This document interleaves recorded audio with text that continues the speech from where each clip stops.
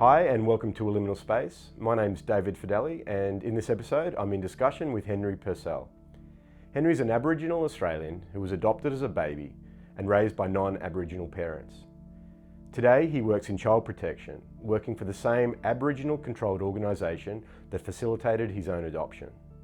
Henry is also an activist and DJ, performing under the name DJ Fosters. He hosts his own radio show and uses music as a way to bring people together to share messages, raise issues, and improve health and well-being. In this discussion, Henry opens up to reveal his own personal journey. It's a fascinating story, told with real intimacy, and I'm really proud to be able to share it with you. If you'd like to hear more episodes like this, please subscribe below, and don't forget to hit the bell button below to be notified of new episodes. But for now, make yourself comfortable as we enter a liminal space.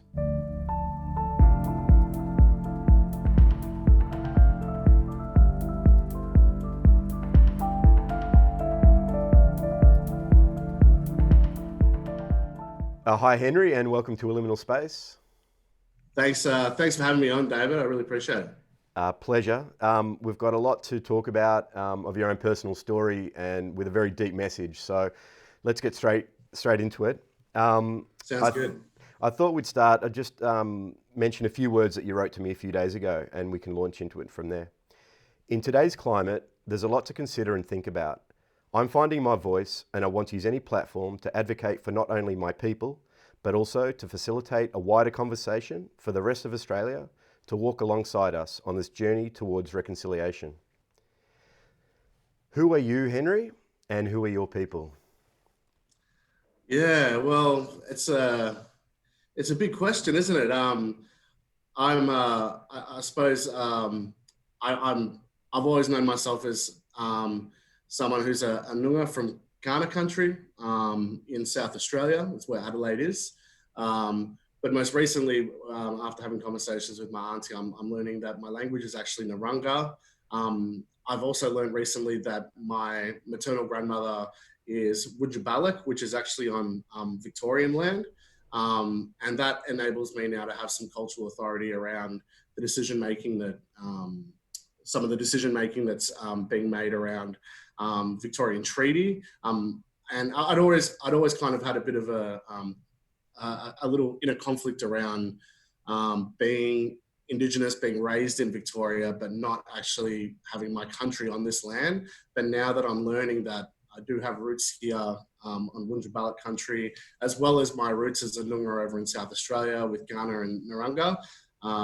So I guess what I'm saying is, who am I? Well, it's always an evolving journey, and it's always something where I'm learning more and more each day, each week, each month, each year.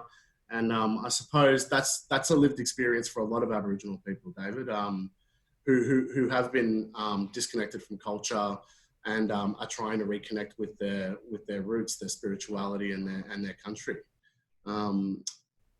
So really, I'm adopted. I'm one of 3 Aboriginal adopted children. I've got an adopted brother who's Yorta Yorta. I've got an adopted older sister who's Lachi Lachi. And I think my journey has probably been the most personal in terms of navigating the Aboriginal space. So yeah, again, when you say who are you, it's a big question with a very big response, I suppose. Yeah, but I mean, you've brought up already for me something so key, which is we like to stereotype people or pigeonhole people or either individuals or cultural groups and you've just explained in a very interesting way that how complex this question is. And in Australia, more often than not, an outsider such as myself may say, you're an Aboriginal. You've just tapped onto issues regarding identity and culture and spirituality and language groups and land. And this is, for me, the perfect way to actually begin this chat, because you've instantly shown that no story is singular. Everyone has their own lived experience, And thank you for that. And I hope that this very, very humble platform of the Liminal Space can give you a small space to be able to share your story really in any way that you would like to.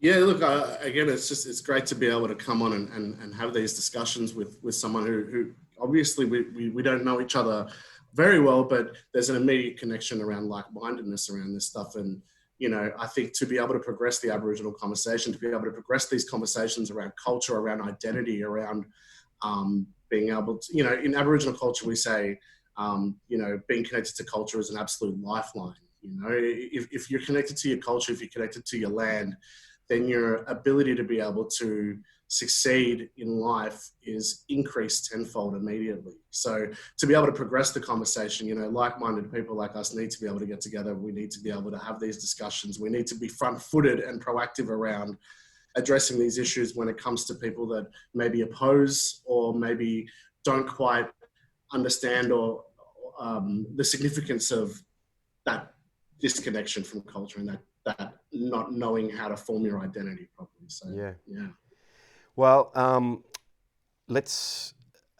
I think the best way to start in this story is for you to perhaps begin with your own story from the beginning, let's say. And I just wanted to say that you've been incredibly generous in making photos available of your childhood and your upbringing. And I know that sometimes, you know, sharing personal images as well is, there's some, not fear, but there's a vulnerability in all of this stuff. So thank you for your words and also your images, which if people are watching along can hopefully sort of get a greater insight as well as your words, but looking with the images along. Yeah, sure. No, thanks for acknowledging that. I appreciate that, David. So I guess it starts with my natural mother, Jo, was 14. She was living in Albury with her family, and she met a strapping young lad named Walter, who was a very keen and great boxer within that town. Now, these smaller towns, particularly in the 80s, and you know, even Wangaratta and some of these places now, they still tend to have a mentality that's not so progressive as perhaps we might have here in Melbourne or within an urban environment where these conversations are constantly being had. There's this level of insular, it's a little bit insulated in these smaller communities. So it makes it a little bit more difficult to kind of break through stigma and break through stigma and have, you know, the conversations that need to be had. But yeah, so Jo was 14, and I think Walter was maybe 18 or 19, and they got together. But unfortunately, he was someone that would drink and didn't react well when he would get drunk. So, of course, Jo fell pregnant with me young and came to Melbourne to stay at a refuge in Kew, I'm pretty sure, for the duration of the pregnancy. So during that time, my mum and dad, so my adoptive mum and dad, so just to make it clear that my mum and dad are my adoptive parents. They're the ones that changed my nappies. They're the ones that taught me my values. They're the ones that tried to keep me connected to culture, even though that they didn't have the resources available to be able to do that. So really, when she came to Melbourne when Jo came to Melbourne for the pregnancy, a social worker called my mum and said, my mum and dad had already adopted my brother Daniel and my sister Kira, so they were well known within the Aboriginal adoption agencies at the time. Actually, VACA, the Victorian Aboriginal Childcare Agency, which is where I work now, they were the facilitators of my adoption. So my job itself isn't just, I don't have a professional connection to it. There's actually a long-term 34-year personal connection to the organisation as well. So mum, the social worker spoke to mum, said there's an Aboriginal baby that needs a loving home. Obviously, mum and dad were preferenced first because they had already, demonstrated that they were great with my brother and sister. So that process was facilitated, and when I was born on May 21st, I had some time with my natural mother, Jo, and then on July 29th, I was adopted into, the family of which I've known my whole life. And that family has been always super supportive of that connection to Aboriginal culture, has always been super supportive of me knowing about my adoption. It was an open adoption, so when I was old enough to be able to understand things, I was able to read letters that my natural mother, Jo, I'm just going to call her Jo, that Jo had written to me explaining as to why I was adopted. And over the years, it's become apparent and very clear to me through my professional work and through my own personal journey that the reasons why I had to be adopted didn't come from they didn't come from a misguided place. Certainly, had Jo been 15 years old when she had me and tried to keep me, she would have been ostracized by her own community. She would have had to drop out of school. The education that she could receive, she wouldn't have been able to receive. That would have impacted me through transgenerational trauma. So Jo, at a very young age, was very insightful in being able to make these decisions. So when she made the decision to adopt me, she explained that in a letter to me that I've read now more and more as I've gotten older.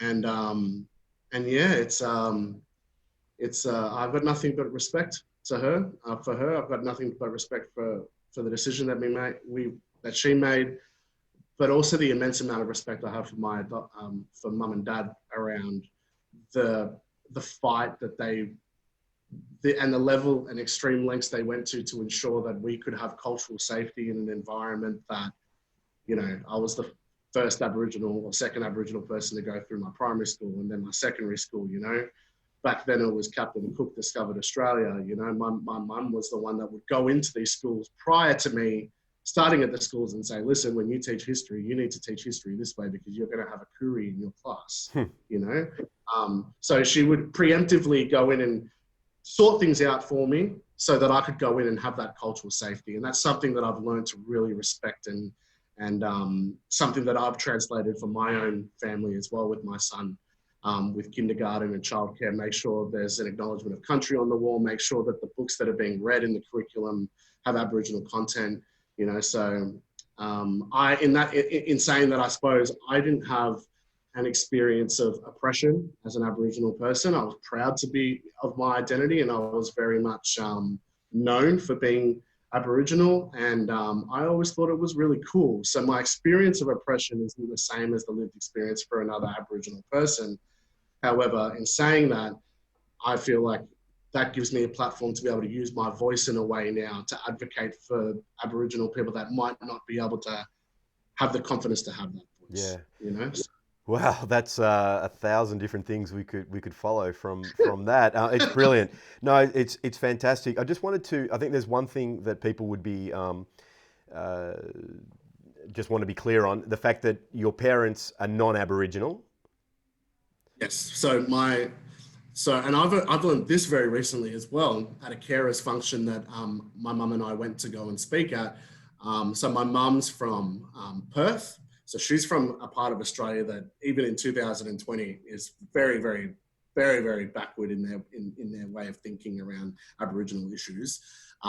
She lost her own parents pretty young, and she ended up with a family friend in Broome, and that family in Broome had servants. Those servants were Aboriginal. Those Aboriginal servants had children that were around mum's age, and mum preferred to hang out with them. She preferred to hang out rather than hang out with the white kids that lived in, or the Anglo-Saxon kids that lived in Broome at the time. And I think very early on that planted a seed for mum that obviously stayed with her, and she nurtured that, and then it grew into the family that we have today. And my dad's from Bermuda, of all places, and his dad owned a cinema, and in Bermuda, that's in that cinema with segregation, the black children had to sit on the balcony. And once again, my dad preferred to hang out with the black kids, so he would sit up on the balcony with them. So when Dad came to Australia, he didn't come with the systemic kind of ideologies that kind of are threaded through Australian history. And my mum's own lived experience meant that she was very open-minded towards adopting Aboriginal children. So when mum found out she couldn't have children herself, they fostered different children for a little while, and then they just made the decision that the right thing to do would be to adopt Aboriginal children. Wow. My older brother is one of the first Aboriginal babies to be adopted into a non-Aboriginal family with Aboriginal community consent after the stolen generations. That was in 1979. So that the stolen generations were still going on well into the 1970s. So. And your brother and sister, do you come from the same cultural group? Do you come from the same part of Australia? My brother is Yorta Yorta, and my sister, we're not too sure. She's from Mildura, so we're thinking maybe Lachi Lachi country, but we've never been able to clarify that.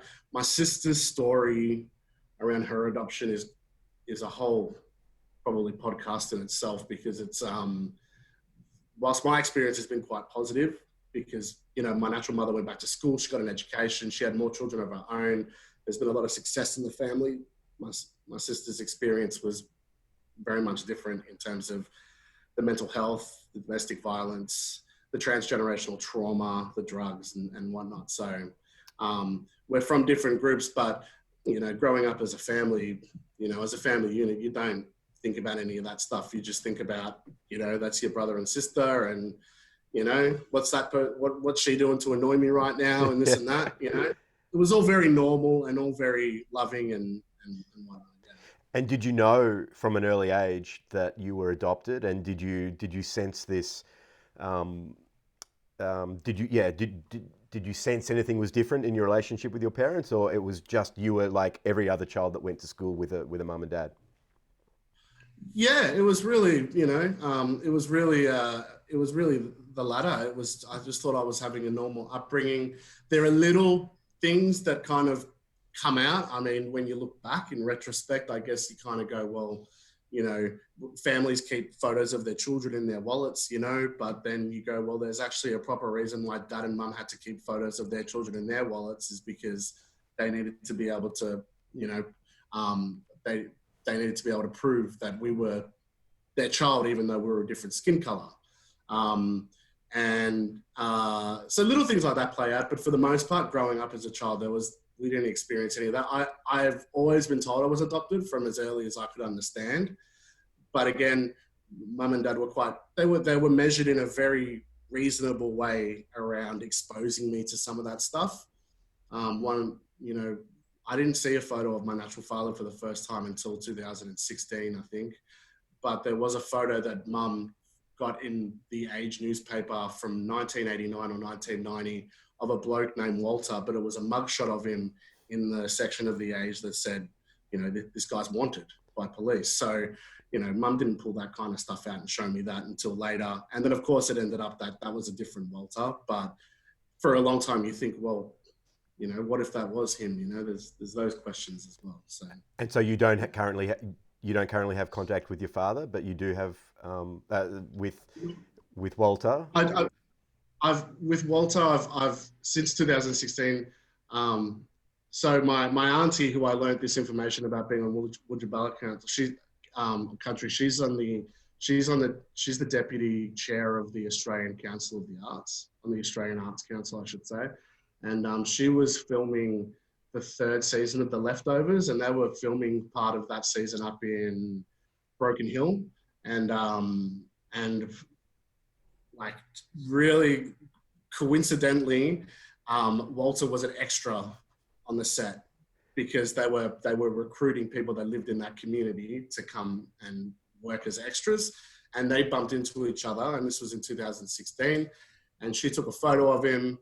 And I remember very clearly coming home from just voting the federal election in 2016, I think.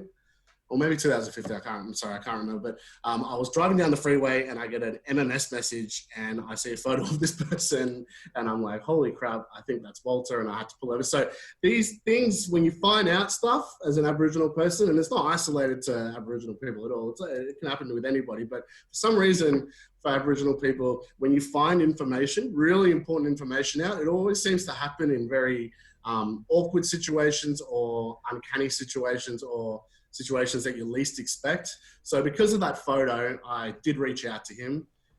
I haven't established a relationship as such like I do have with my mum's side, with my natural mother's side. However, that's a chapter that that's a journey I'll go on. You're a young guy, you've got everything ahead of you. Yeah, I mean, that's how I truly feel when I first just got an oversight of your story. That's exactly how it sort of felt in lots of ways. A story with an incredible beginning. Yeah. It is. I mean, you have to be kind to yourself as well, and you need to be mindful of the way information and the way the knowledge that I get around finding out more about my family. I have to be mindful around what I take on and what I carry as a burden and what I choose not to carry as a burden. Because at the end of the day, like I said at the beginning, my mum and dad, they're the ones that changed my nappies. They're the one that taught me my value system. And it's not to diminish anything about my Aboriginal story, but it's about being able to view myself as I always say this as like a pizza, and that the totality of me isn't based on one slice of that pizza. Someone that commits a crime, that's one slice of the whole pizza. It doesn't make up entirely who they are. So who am I to judge them based on the one slice of pizza, to put it in a stupid analogy, right? And it's the same as me. Who am I to burden myself of one slice of pizza when there's the rest of the pizza for me to be able to appreciate and be mindful of and be considerate around, So that's the kind of mantra and the kind of ethos I try to bring to my journey. But I will say definitely that it's always been harder for my natural mother than it has been for me, because I've been very much protected. So when I met my grandmother, so my Joe's mum, I went up to Albury a couple of years ago to meet her for the first time. And for me, it was really important because I'm going to meet my grandmother for the first time. But there was also a level of, I'm already quite established in my identity. This is going to fulfill me in a very enriching way, but perhaps not at the same detriment that it would for my grandmother, who's been yearning to meet me for 34 years, or 33 years at the time. So, of course, when we met, it was beautiful. I'm always very cool, and it's always a very cool situation. There's never any awkwardness. It's always like, it always just feels like we already know each other in a way, And it makes sense that it's like that. And then my grandmother, we had pizza, we had some scotch, we talked about things that we'd yearned for, things that we'd missed. I listened to stories. We shared stories with one another. It was very beautiful. And it was the weekend of Invasion Day weekend 2 years ago when it was extremely hot. I'm talking like 43, 44 degrees. And in Albury, you can add another couple of degrees to that. So at about 11 o'clock, one of my natural brothers, Johnny, who I'm very close with as well, he took her home. And then the next morning we woke up and my natural mother got a phone call, and it was from the police and saying that my grandmother passed away in her sleep. And I remember thinking at the time, wow, that's really sad. But I also remember thinking at the time of how poetic it was as well. There was a sense of poetry about it as well, that she'd waited all this time. And I don't want to make this about myself, I can only look at it through my own lens. But it was almost like she'd waited all this time to finally meet me. And then we met and she saw that I was okay. I saw that she was okay. And then she went home and then died in her sleep. So it's poignant and it's sad, But these are the things that you have to, these are the experiences that you have to make the most of. And these are the experiences that sometimes there is no logic and there is no rationale, and you can't bring it down to, you can't justify it with rationale and logic. Sometimes you just have to let things be. And I'm just really glad that I got to have that one night with her. That's an incredible. And as the rest of my family are. And do you feel that there is something beyond the logical and the rational in that story? Look, I've never really considered myself too much of a spiritual person. I will say, however, that I've become more spiritual since connecting with Aboriginal culture. I will also say that in my early 20s, experimenting with psychedelic drugs also probably brought a little bit of that out for me. It really did. I don't mean that haphazardly either. I think that kind of was quite an insightful experience for me as well. But yeah, how can you not hear a story like that or go through an experience like that and think that there's something more to this? Not something that's already scripted or something that is not anything like that, or there's something high above that's determining our path. I don't believe in that kind of thing, but I think that there's something spiritual that definitely plays a part in those types of experiences. Yeah, definitely. It's a good question. Well, I mean, it's fascinating because I find so much about your story touches on, and I didn't know that part of your story, and I could feel all the hairs on my arms and elsewhere sort of, raise at that. It's very interesting. I'm really, very fortunate that we're having this discussion. I'm gaining a lot from it myself.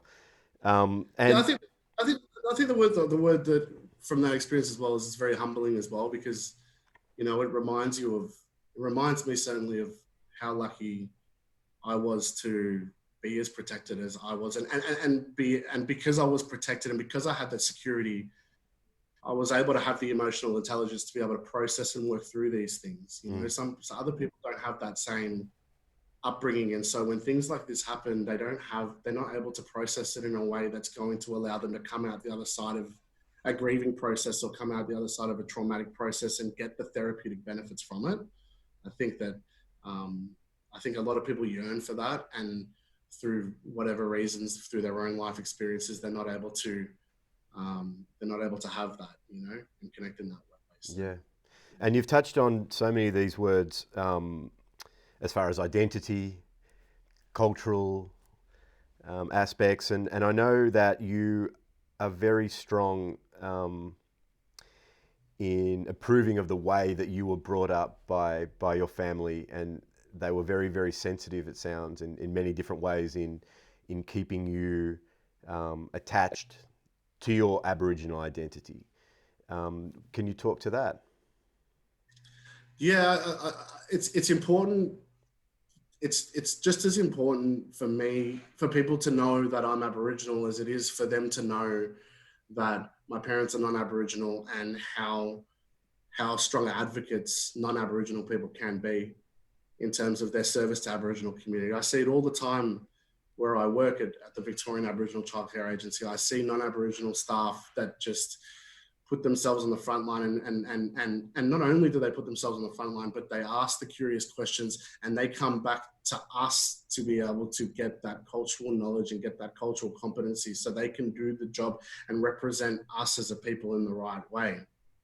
We live in an environment that is overwhelmed by social media, and it's overwhelmed by opinions, but as well as that, it's because of that, there's so much more division than there ever has been, that it's important to sometimes recognize and understand that beyond the noise of the division, there is actual like-mindedness and there is actual unity taking place. And I think when I talk about my mum and dad and the way that they were such strong advocates for me and my culture, I think that really reinforces the idea that there can be that sense of unity.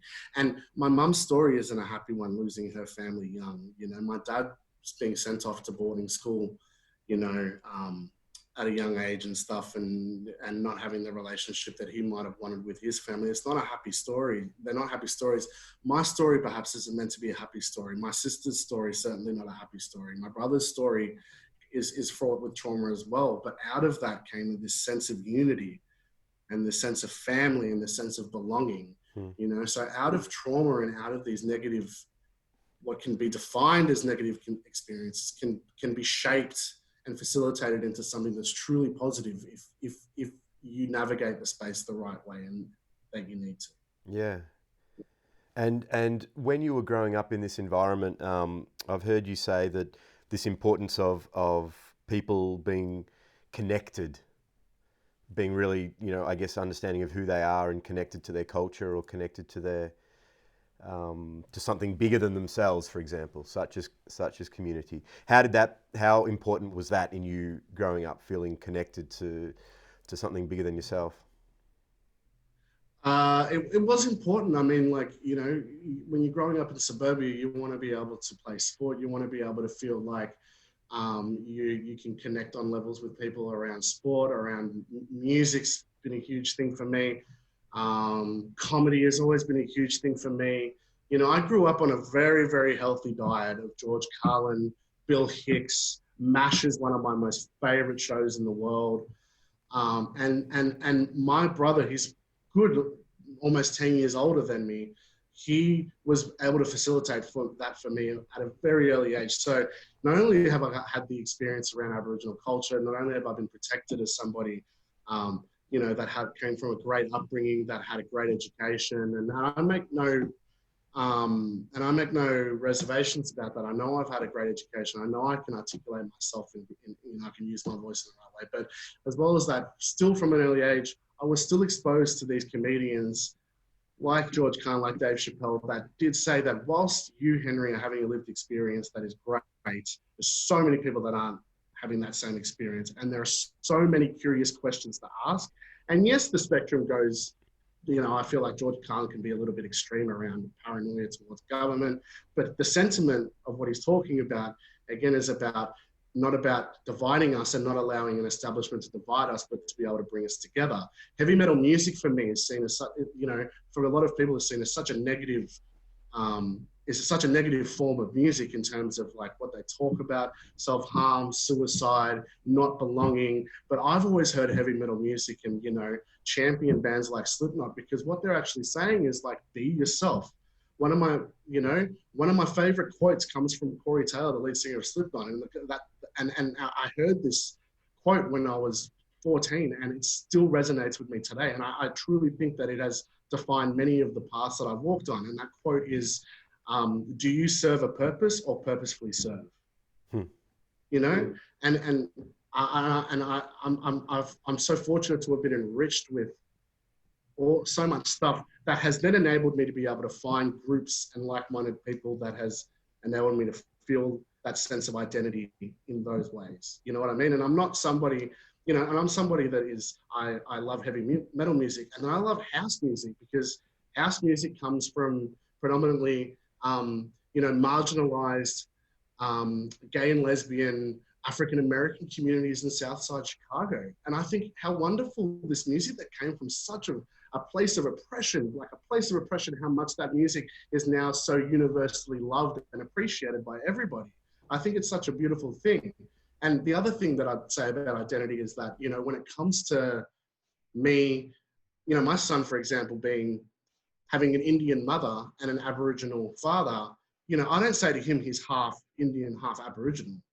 You know, he will always know that he is Aboriginal, and he will always know that he is Indian.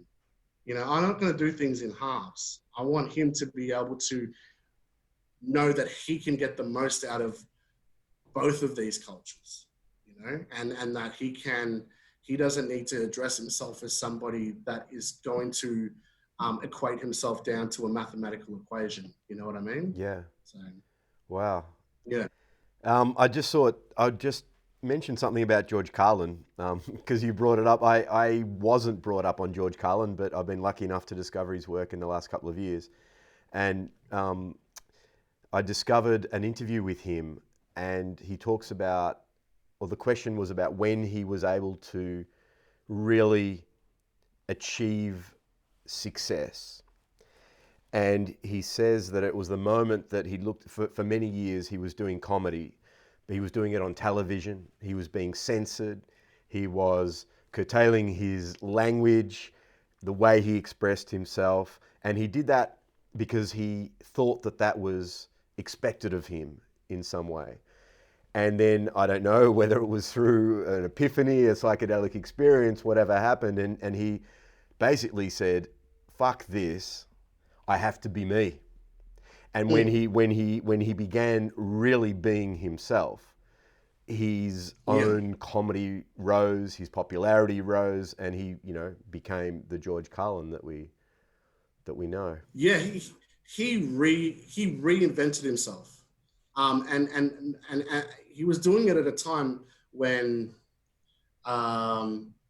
it was the first time in the United States where young people were actually able to question the establishment in a way that was very blatant. It was the first time that mainstream journalism and cameramen were able to go into, you know, war zones and then feed this footage back to this box in American families' living rooms, and people suddenly go, whoa, that's what war is.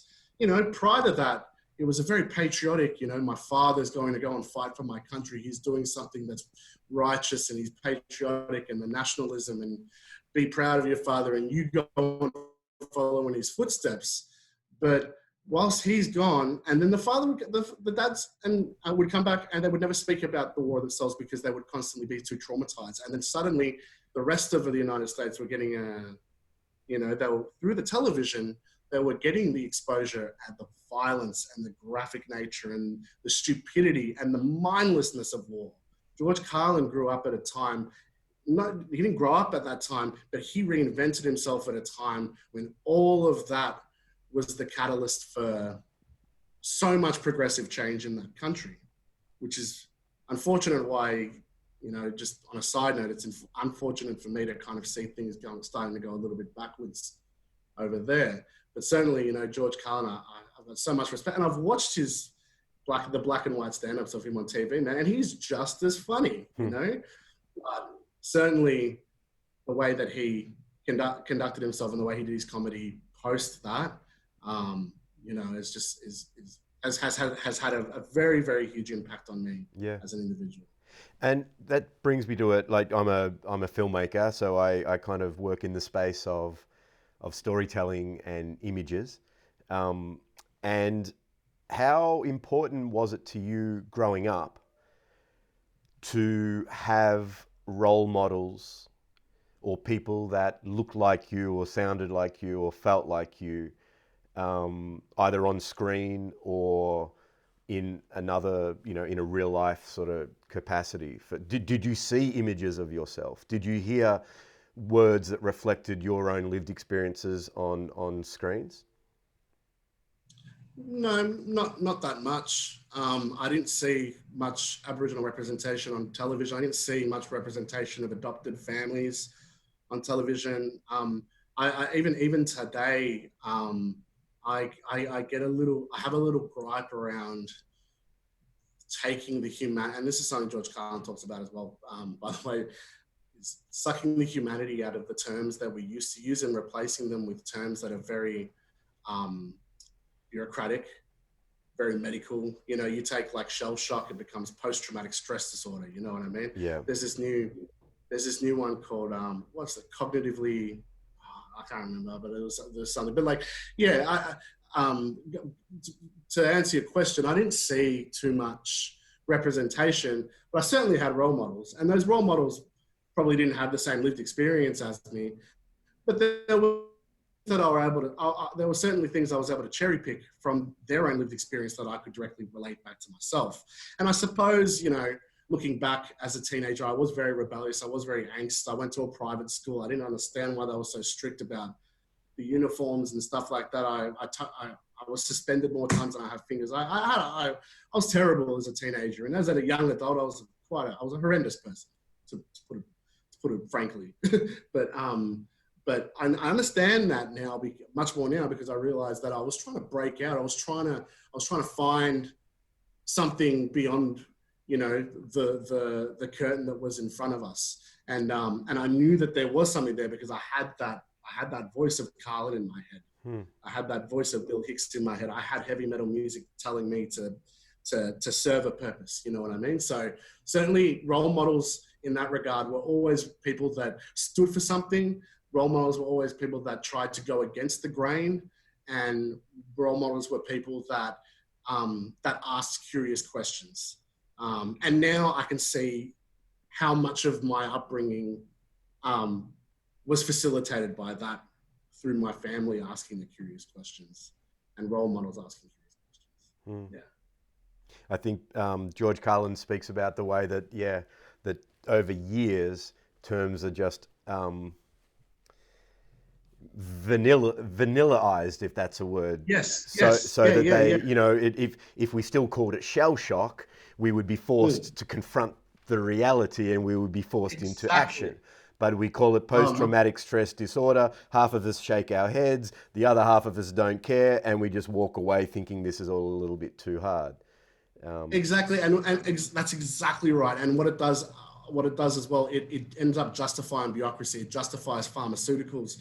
I'm not like a conspiracy theorist. I'm a skeptic as the next person, but I do believe that there's a humanity behind, working with people that have that's why in Aboriginal culture we don't even call it mental health. We call it emotional health and well-being, because there's a humanity to it. There's a level of a connection to it. You need to be able to connect with someone at a level that goes beyond a clipboard, or beyond a medical term, or beyond, vanillaizing, as you rightfully put it, these terms. And you've obviously seen that bit by George Carlin. And all the power to you. Too many times.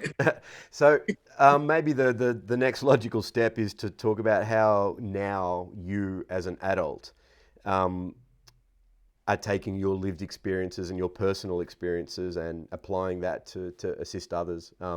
So you're working at VACA. I wonder if you can tell us what VACA stands for and what VACA does, and the work that you do. Yep, sure. So VACA is the Victorian Aboriginal Childcare Agency, David. So they are the leading ACO, Aboriginal Controlled Community Organisation. They're the leading ACO in Victoria around child protection. So VACA has been around since 1977, and they have, from day one, worked with the Department of Health and Human Services and Child Protection, which falls under the DHHS banner, to fight for the rights of Aboriginal children in terms of, if they are going to be removed from their family, that it's imperative that they are placed with foster carers, ideally kinship carers, and kinship are relatives. And if not kinship, then foster carers that are able to create a cultural space for that child to be able to maintain their connections. So really, VACA came out of the back of the stolen generations of so many Aboriginal people removed from their families and placed into non-Aboriginal families, and then that disconnection and loss of culture that came from that. VACA really came in as a platform to be able to ensure that that didn't happen to Aboriginal children anymore. And so there's a range of programs at VACA that go through, that work with families that have children that are on child protection's radar, or through to families that have had children already removed and placed into foster care or kinship care. And so one program will work with a family to ensure that that child isn't removed, and then another program will work with that family to help reunify them and work through whatever issues need to be worked through so that they can have their child back. So that's in a nutshell. My role there is I'm the Organisational Development Coordinator. I coordinate two programs. So I coordinate the Diploma of Community Services, which is in partnership with Swinburne University. Currently, DHHS have a mandatory requirement now that any staff working in child protection as caseworkers need to have a minimum diploma qualification. And so we do the Diploma of Community Services in partnership with Swinburne, but at VACA, and my role is to coordinate that, but to also ensure that the content that is delivered from the diploma is culturally relevant and appropriate to the work that the staff are going to be undertaking day to day within the Aboriginal organisation. The other program I coordinate is the Traineeships Program. That's basically just giving our next generation of young Aboriginal leaders an opportunity to once they finish school, or if they've been early school leavers, for them to be able to come in, work for 12 months, get some workplace experience in a community service organisation, and also do a certificate for in community services. And basically equip them and plant the seed for them to be able to get ahead. And to be able to set them up maybe for a career at VACA post-traineeship, but at least, again, to plant that seed for them to have a resume, for them to have a qualification, and for them to have the confidence to be able to then go and pursue a career in community services later on.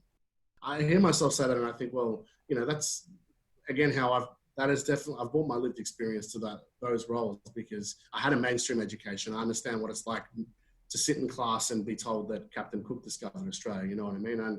And I'm all about giving young people a shot, because when I was young, you know, I was an idiot, and I didn't think that there was anything beyond, you know, Thursday, Friday, Saturday, Sunday nights out clubbing. You know, so in that regard, I love my job. And then the other side of it, as well as the DJing, which I really have kind of really focused now to really just do that solely in a way to be able to advocate for different issues that I believe in, whether it be Aboriginal issues, emotional health and wellbeing issues, or whatever. And through that, I get my therapeutic outlet and I get to check in with my own emotional health and wellbeing. And it gives me an opportunity to raise some money for VACA as well, and to be able to, you know, I say there's no greater space to be able to progress a positive conversation about stuff than the dance floor. And I truly believe that. I think that that if you can engage people through music, and you can engage people through the therapeutic aspects of what music can offer, then you're creating the most ideal space to be able to have proactive conversations around issues that affect us. Wow.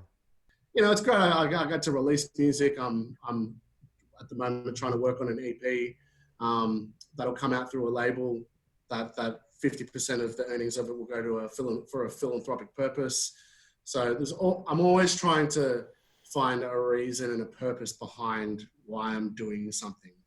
And I think that's important for other DJs to kind of catch wind of as well, because I do see a lot of drugs. I do see a lot of unhealthy behaviors in that scene that seems sometimes counterintuitive to how mindful a lot of these people actually in the scene are towards wanting to look after themselves and wanting to ask curious questions and wanting to find answers to things that they are looking for. So, you know, there's different platforms for me to be able to use my voice.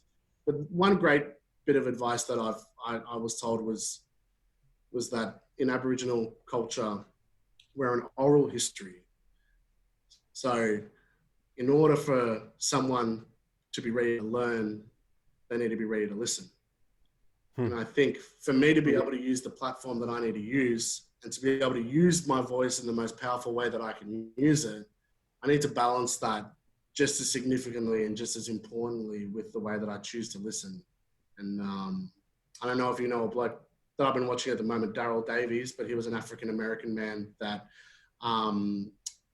went into the Ku Klux Klan and engaged in conversation with them. Yeah, I do know. He didn't go in there. Yeah. He didn't go in there and ostracize them and persecute them and come down on them like a ton of bricks like the Ku Klux Klan did for hundreds of years to African Americans. He wanted to find a middle ground. He wanted to understand. He wanted to engage. And he's had over 40 Ku Klux Klan members end up handing in their robes and quit the Ku Klux Klan. You know, so at the moment I'm working on, especially in this social media climate where everyone seems to become, one day they're a health expert, the next day they're law experts, you know what I mean? It seems to be a flavor of the week type thing. I think that it's important for me to be able to learn to facilitate conversations in a way that does consider all perspectives, no matter how much I disagree with them and no matter how absurd I think some of this rhetoric is. I think it's important that they should feel safe enough to be able to at least meet halfway with me. You know what I mean? Yeah, I know exactly what you mean. And I think we're living in, for me, the strangest moment of my 43 years on the planet right now. And so many things that perhaps were simmering below the surface have now been, scratched and coming out. And that includes Yes. people's prejudices, people's fears, people's concerns, hopefully also in a good way, people's love and concern and compassion. But yeah, I also have to take care of myself in engaging in the social media space in a lot of these issues. And to be honest, that's probably the main reason that I decided. I've been thinking about this podcast idea for many years, but I realized that I had to, like yourself, look for another platform to go deeper into these chats, because I've never been on Twitter, but there's only so much you can write with 140 characters, and all it does perhaps is You just see that with Trump. right. Yeah. Yeah, no, you're right. And again, all the power to you. I think social media limits our ability to be able to understand one another. I think social media as well gives us a false sense of security around defining our best selves. It also gives us, it also doesn't give us the opportunity to be able to be vulnerable. And I think being able to express vulnerability and to be able to say, hey, sometimes I have to eat some humble pie. Sometimes I have to take a step back, and instead of wanting to immediately defend and respond in a way that is getting on the defensive, sometimes I need to, and I'm as guilty as the next person, and, there's a quality of me that I love a good argument, there's that as well. And I'm a cynic at heart and this and that, but it's, at the end of the day, you are right. We're at a time right now where the world has changed, and what has been simmering, as you so well put, has come to the surface. So the question is, what do we do now that it's at the surface?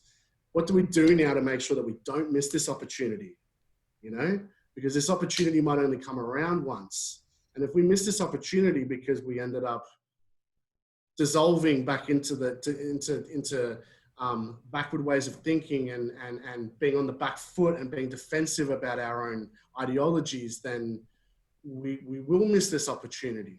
And at the end of the day, the power is with us. And I think there's a level of paranoia at the moment where people think that they're under control, they don't have control of things. And I think it's important to just go, look, you can focus on what you can control and don't worry about what you can't control. Because when you focus on what you can control, you realize that you do have self-determination. You are in a country that gives you access to a life and a lifestyle that so many other people miss out on. So don't feed into the hypocrisy of these conversations, progress things in a direction that's going to make things better. Yeah. And I really look forward to seeing social media get to a place where more and more of these conversations are being had. And, it's people like yourself, David, that are on the front line that are facilitating that process and playing an integral role in trying to create that space. So I know I can only speak for myself, but I'm very grateful for that. Oh, thank you. I mean, I guess I've got a few more grey hairs in my beard, so I'm a little older than this Instagram generation, right? But what I'm seeing is that, bringing up George Carlin again, but that era of artists, and whether that's comedians, DJs, musicians, filmmakers, writers, there was, more often than not, their art and their ideas and their politics came together, and art was used as a platform to engage and inspire and provoke and have to open a door, open a space to have interesting discussions. And what I'm really seeing, and I'm fearful of it continuing in this negative way, is that social media is these days so much about providing this manicured image of how you want to be seen. And Mm. I've actually been disappointed that we haven't seen enough artists such as yourself coming out and using their art, whatever that is, to have a message. And a lot of the reason is because the minute you start to say something controversial, perhaps it can affect your number of likes, a number of views, a number of followers. And for many people I've seen, you know, instead of like using their platform to raise their ideas and beliefs and ideologies and ways to make the world a better place, they're sort of be coming back in. So hopefully, you know, people can watch you and see what you're doing and using not just your work at VACA, but your mouth and your music and things to entertain people. That's a very valid form of doing with your art, but music can go so much deeper to really affect people and to open minds and hearts. So all power very much to you. Thank you, Dave. I wholeheartedly agree. And, you know, I think that space that comedians need to be able to have freely to be able to demonstrate their art and to showcase their art. It's so integral and so important right now than it ever has been. And I get fearful as well, just like you, of social media and cancel culture not taking that right away for comedians and for artists, because I think innately creative people are stubborn in that regard. But I do think that it can disenfranchise an artist enough that they stop using the platform, you know, and they stop using their voice.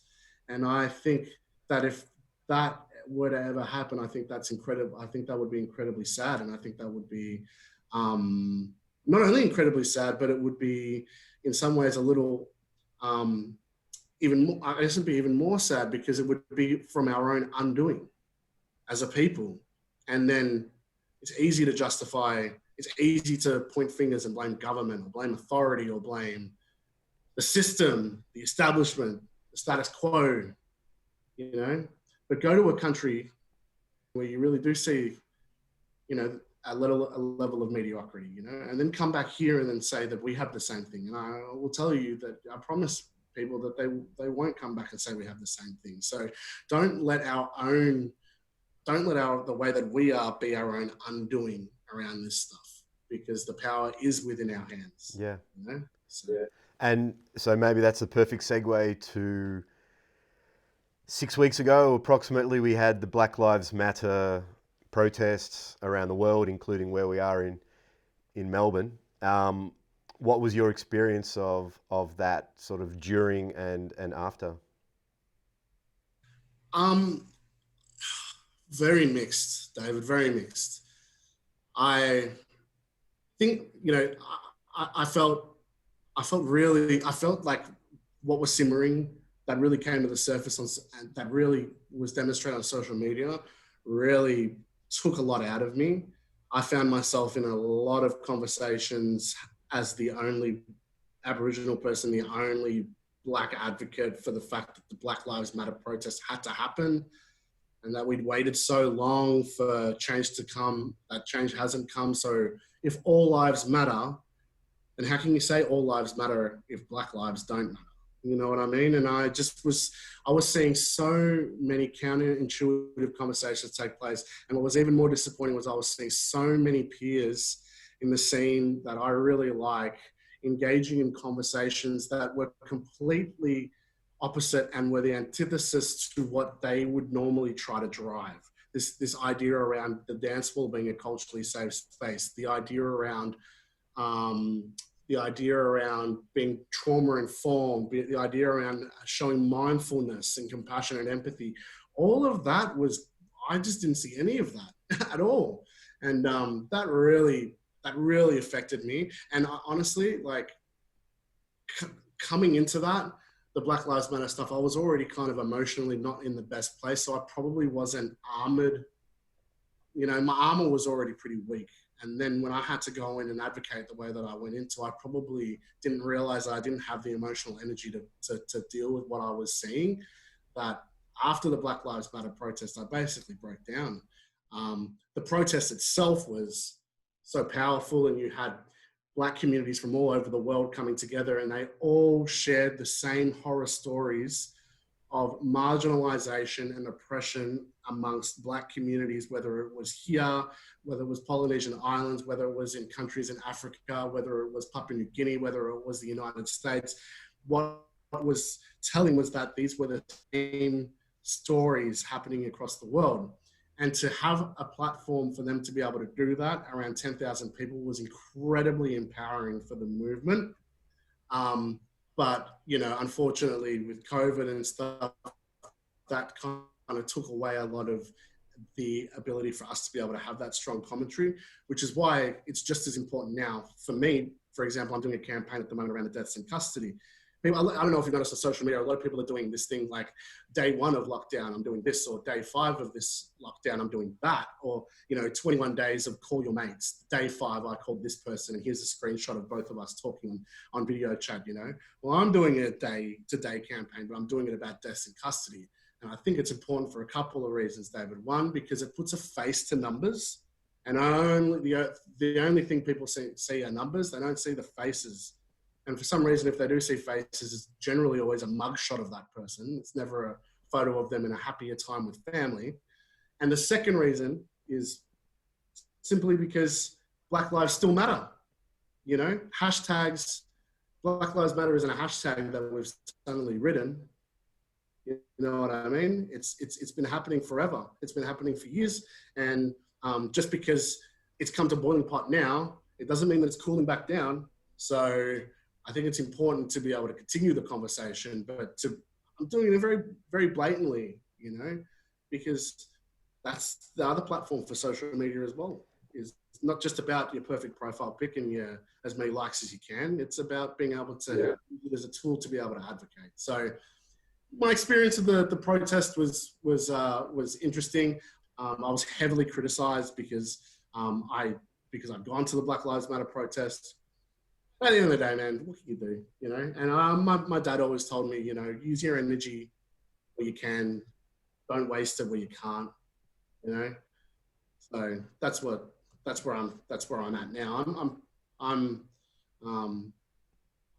You know, the protest was the protest, but my day-to-day life as an Aboriginal person is the lived experience of somebody who still, you know, walks into a bottle shop with an Aboriginal flag T-shirt and, you know, still gets looked at. Do you know what I mean? Yeah. I went into a bottle shop once with the Aboriginal flag, and I went to go pay for it, and my card declined. And it was just because I hadn't transferred money across.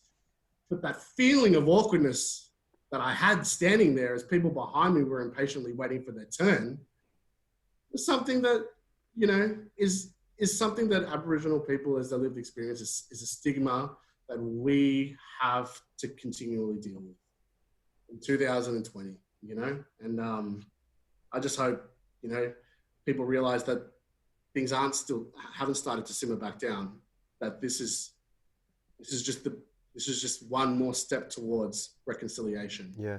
For my people. Wow. And it's amazing to hear that, because I think this word racism is widely misunderstood. And we can think of it generally in much more dramatic terms, let's say. But there's all of these very subtle, or let's call it latent racism or discrimination that we don't even realize a lot is just so ingrained in our nature, in our way of speaking, in our way of thinking. And a lot of it, you know, is not because it doesn't come from well, who am I to tell you? What do you think about you know, your experiences of racism, whether that be direct or this more sort of latent racism, or people not even understanding that their feelings could have a discriminatory nature to them? Yeah, it's a great question. And, you know, I think my experience hasn't been so blatant in terms, and that's also because I'm pretty strong. I'm pretty strong-minded in terms of being able to stick up for myself and to be able to advocate for myself. So in that regard, I think people know not to kind of fuck with me in that regard, but to put it bluntly, but certainly the undercurrent of racism in my experience, is definitely there, whether it be that bottle shop experience, whether it be being at a restaurant with my son and my wife and being, having 4 other tables walking after us and we're the last ones to have our orders taken. Taxis sometimes as well. That's a very common experience. I can say I'm fortunate that perhaps I don't have so much, I'm not seen from, and this is racist in itself, but I'm not seen as that black. So maybe because of that, I'm kind of get away with it. You know what I mean? But it's there and it exists. And I'm trying, we just need to be able to work through that. I surround myself with people from all different cultures. My mother-in-law is, and a whole part of my family, my in-laws are all abroad in India. So I try to be as open-minded as possible around facilitating a space for myself where I welcome all different cultures and all different people and walks of life.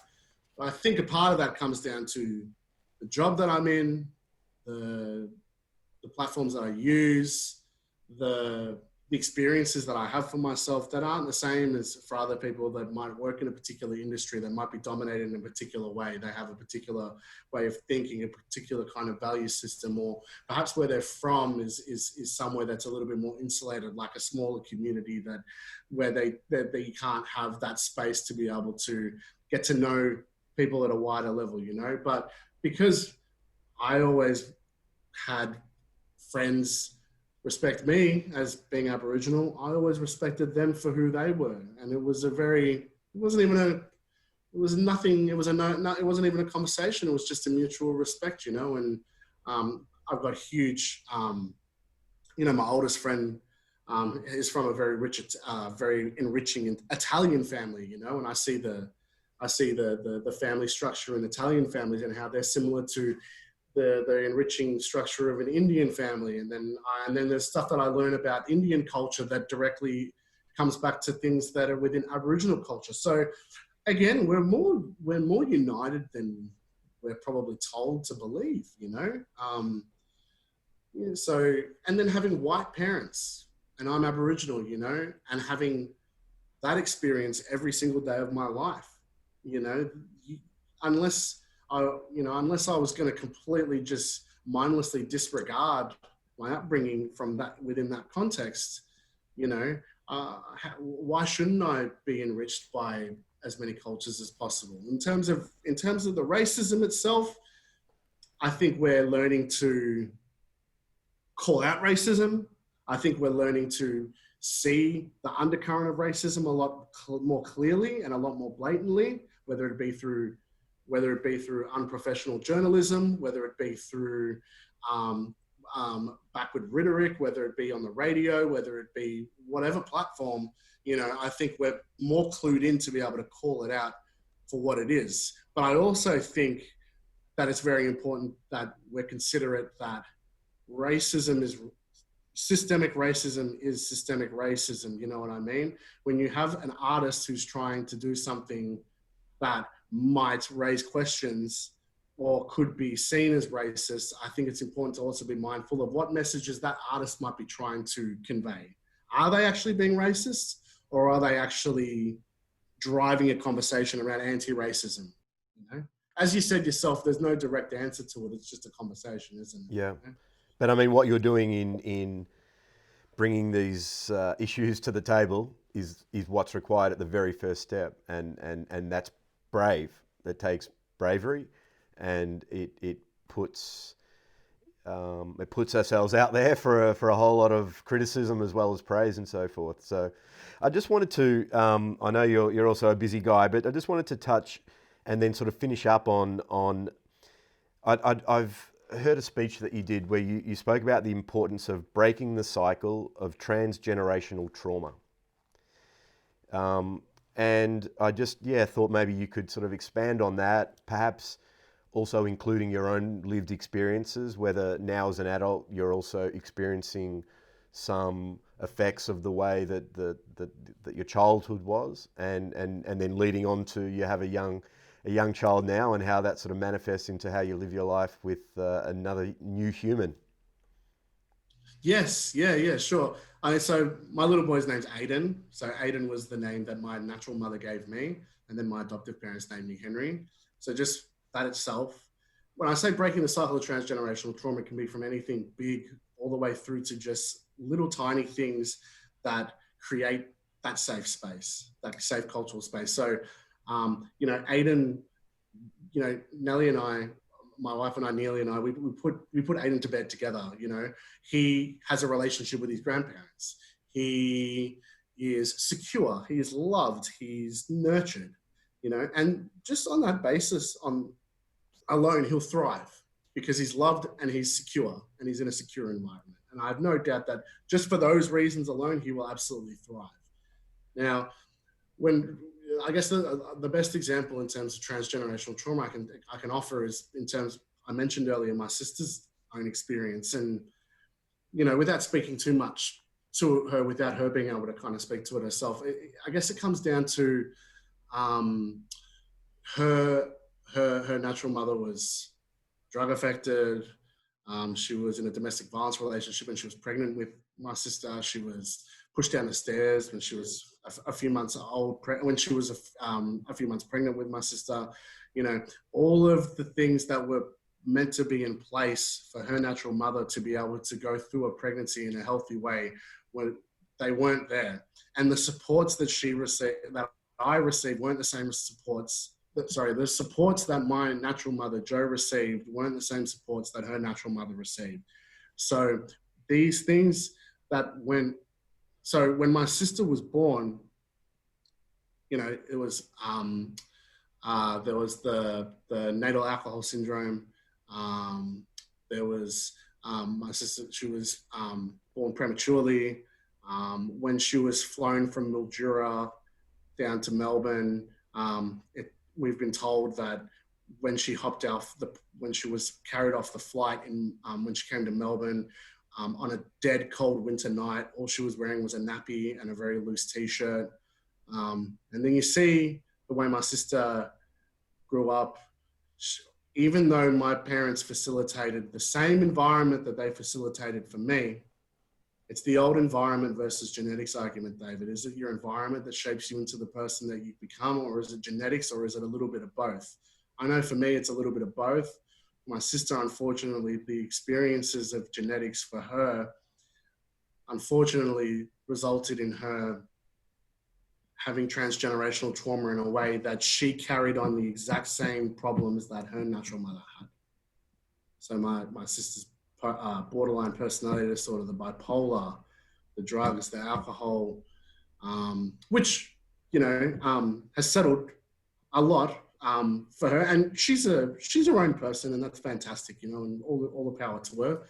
But for a time there, when she was trying to form her own identity, when she was looking for those same role models, she wasn't able to find that because she wasn't equipped with the love and the security that she needed from the day dot. Yeah, does that make sense? And that manifested into a range of issues that would fall under the umbrella of transgenerational trauma. So things like bad eyesight, not the best IQ. When mum was taking her to not extracurricular, but she was taking her for classes to get extra tutoring so she could catch up school-wise. My sister said one day to mum when she was getting dropped off, maybe a year into going to this tutoring, "You do realize, mum, that every time you take me to this tutoring, all you're telling me is how stupid I am?" It's very profound, because as a parent, you're trying to do the right thing, and you've got the love and the best interest of your child at heart, and you're trying to equip them with the knowledge and the education so that when one day they'll be able to go and fend for themselves in the world. But sometimes you do the wrong thing for the right reasons, and sometimes you have to do the wrong reasons. In this case, it was the wrong thing for the right reasons. But I guess, again, just to put it in a nutshell, that's what the transgenerational trauma really is from a very tangible perspective. Yeah. And after seeing that myself, I'm compelled to ensure that Aiden doesn't have that same experience. and he won't have that same experience. I can guarantee that. But he will go through some stuff that I would have had to go through, and that a lot of us mob have had to go through. But he'll know how to deal with it, because we'll teach him how to deal with it. We'll guide him through being able to deal with it.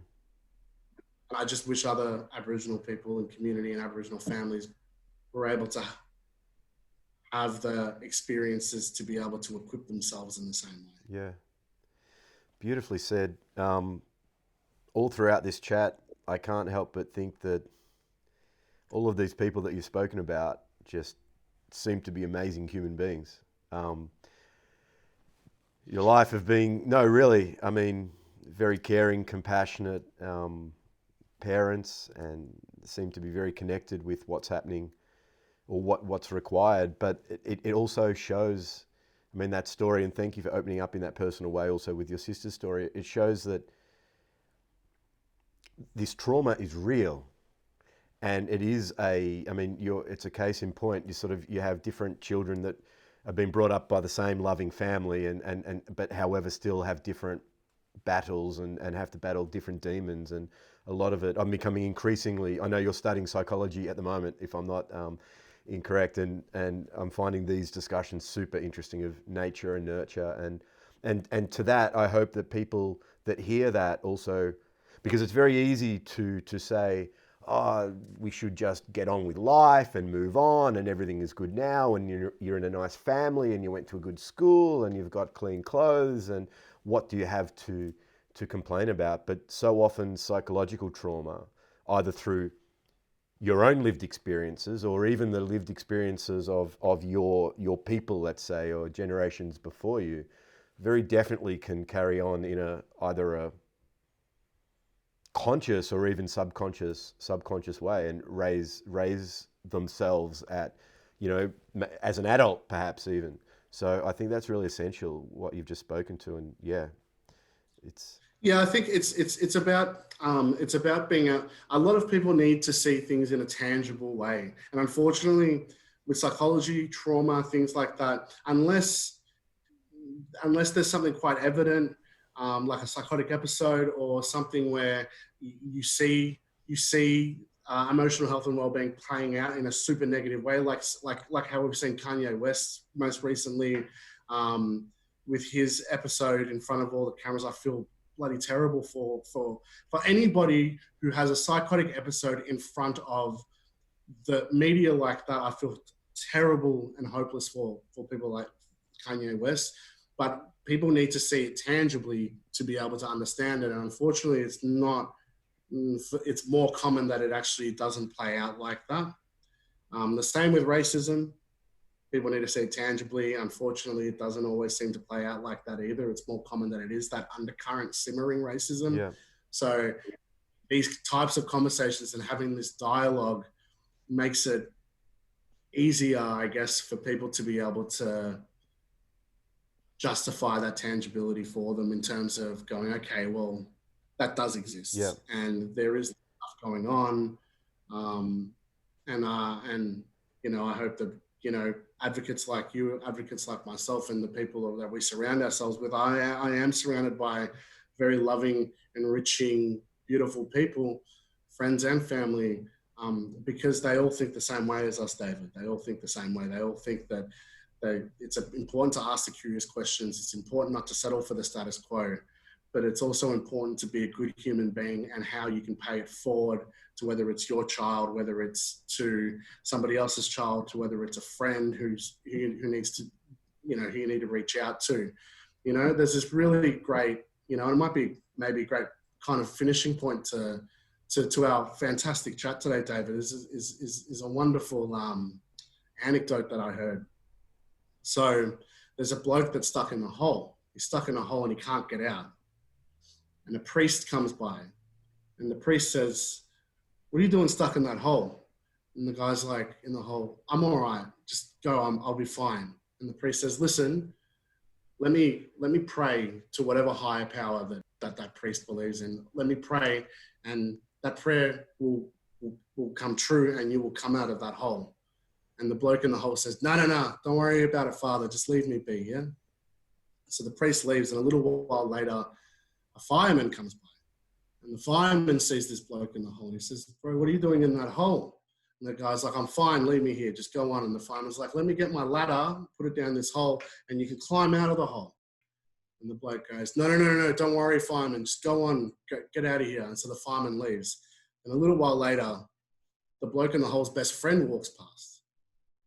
And his best mate goes, brother, what are you doing in that hole? And his mate goes, I'm stuck in here, I can't get out, man. And so his best friend jumps in the hole. And now they're both stuck in the hole. And the bloke that's stuck in the hole looks at him and goes, what are you doing? Now we're both stuck in here. And his best mate goes, it's all right, I've been here before and I know the way out. Beautiful. That is the perfect way to finish up in lots of ways. It's been. I knew it would be interesting. I knew it would be, personally for me, also emotional in some ways. It's been all that and more. So thank you for your honesty, and all power to you. And I really need to say that, how old is Aiden? He is 2. 2. Very lucky to have a father like you, and I look forward to perhaps seeing him on the dance floor one of these days. I have no doubt that will happen. Yeah. I really appreciate you having me on, and I think all the advocacy work you do as well, I think it's fantastic, and to be open-minded enough, to see the other podcasts as well, and to see how you're facilitating conversations across different arenas, across different topics, across different ideologies. I think it's great, and, keep it up. And I look forward to hearing and seeing much more of you. Thank you, mate. That's amazing. And before we go, plug yourself, DJ Foster's. Tell me how we find you, and tell us also you do a couple of fundraisers a year as well. So take the time to. Yeah, thanks. So Foster's, you can go to facebook.com/Foster's DJ. I put my mixes and releases up on there. I also have a radio show called The Weekend Chug.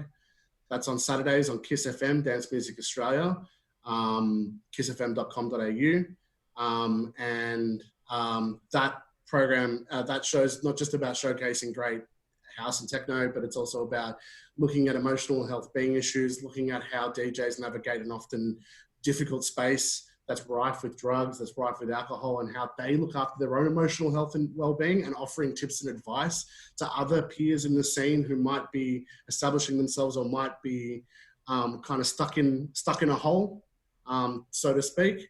So the Weekend Chug, Saturdays midday from 12, and the show that comes on before mine, called Premium Tuna with Mount Mike and Liam Kendall. Our 2 shows partnered up to run 2 fundraisers a year at Lucky Cop on Chapel Street, and they're called the Premium Chug Raisers. And we raise money to fund the programs back at VACA, where I work, to be able to help fund programs and connect Aboriginal children and young people and their families to Aboriginal culture. So unfortunately with COVID, we've not been able to do them this year, but keep an eye out on socials for when this stuff does settle down. I'm pretty damn sure the first party that we do have back is going to be huge. So I look forward to the invite. Absolutely. Thank you, mate. It's been awesome. No worries. Thank you, David. Many thanks for watching, and I hope you found that very interesting. I've got some really great episodes coming up, so please feel free to subscribe below if you haven't already, and click the bell button to be notified when I release the episodes. Thanks again, and we'll see you next time in a Liminal Space.